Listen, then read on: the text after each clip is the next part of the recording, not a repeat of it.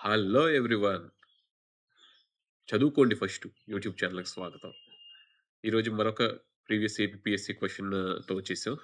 So, time waste చేయకుండా క్వెషన్‌లోకెళ్ళిపోతే, April 2025లో జరిగిన 6వ బిమ్‌స్టిక్ సమ్మిట్ థీమ్ ఏమిటి? Option 1 sustainable growth and peace. Option 2 prosperous, resilient and open. Option 3 regional solidarity for south Asia. Option 4 trade and technology integration. So,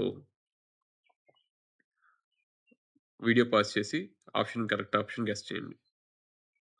so, దీనికి correct option వచ్చేసి option 2 అండి. Prosperous, resilient and open. ఇది ఆరో BIMSTEC సమావేశం థాయిలాండ్‌లో జరిగింది బ్యాంకాక్‌లో. So, దీనికి సంబంధించిన explanation చూద్దాం. అసలు బిమ్‌స్టిక్ అంటే bay of Bengal initiative for multi sectoral and technical economic cooperation. ఇది 1977లో స్థాపించబడింది. దీనిలో ముఖ్యంగా 7 దేశాలున్నాయండి. ఇండియా, బంగ్లాదేశ్, శ్రీలంక, నేపాల్, భూటాన్. నేపాల్, భూటాన్ చివర్లో వచ్చాయి. ఇదేంటంటే పేరులో చెప్పినట్టుగానే సాంకేతికంగాను, ఎకనామికల్‌గాను కోఆపరేట్ చేయడానికి బే ఆఫ్ బెంగాల్ రీజియన్‌లో ఉన్న కంట్రీస్ సృష్టించుకున్న ఆర్గనైజేషన్.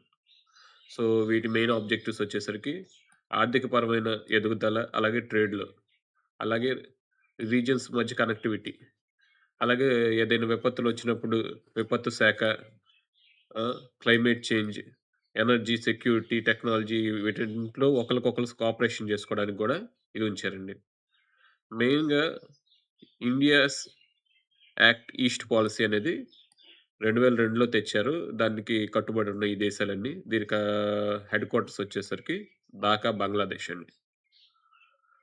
ఢాకా. సో, ఈ 7 కంట్రీస్‌ని ఎలా గుర్తుపెట్టుకోవాలి? ఎందుకంటే కొన్ని కొన్ని సార్లు అడుగుతాడు. Which of the following is not the part of BIMSTEC countries అని.